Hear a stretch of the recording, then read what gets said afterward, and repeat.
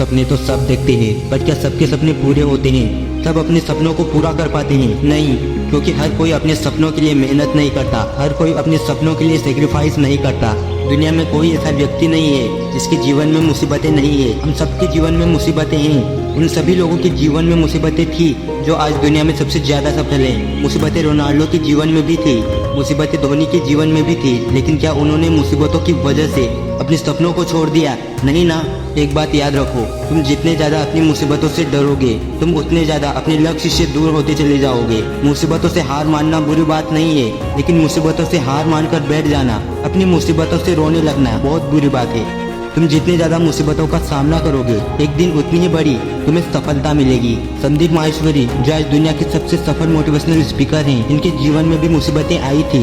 इन्होंने खुद का लिक्विड सोप बनाकर बेचा, लेकिन वो मार्केट में नहीं चल पाया। खुद की नेटवर्क मार्केटिंग कंपनी शुरू की, लेकिन बुरी तरह फेल हो गई। उन्होंने एक किताब लिखी, लेकिन वो भी फ्लॉप रही।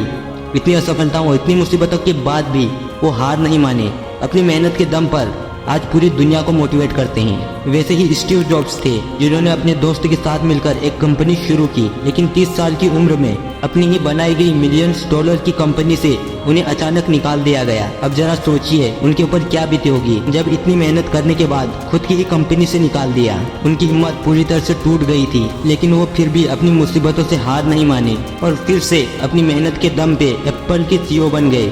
जिंदगी की रेस में अगर दौड़ोगे तो असफलताओं का और मुसीबतों का सामना करना ही होगा, लेकिन जीतेगा वही जो हार के बाद भी मेहनत करेगा। जीतेगा वही जो असफलताओं से नहीं डरेगा। अगर आपके अंदर कामयाब होने का संकल्प मजबूत है तो असफलताएं आपको कभी भी डरा नहीं सकती। आपका जीवन सिर्फ तभी बदलेगा जब तुम अपनी गलतियों को सुधार कर खुद पर विश्वास रखकर आगे बढ़ोगे। तो खुद से वादा करो कि असफलताओं से डरेंगे नहीं, सफलता के बाद भी रुकेंगे नहीं। चलेंगे, गिरेंगे, लेकिन गिरकर फिर उठेंगे और अपने सपनों को पूरा करके रहेंगे।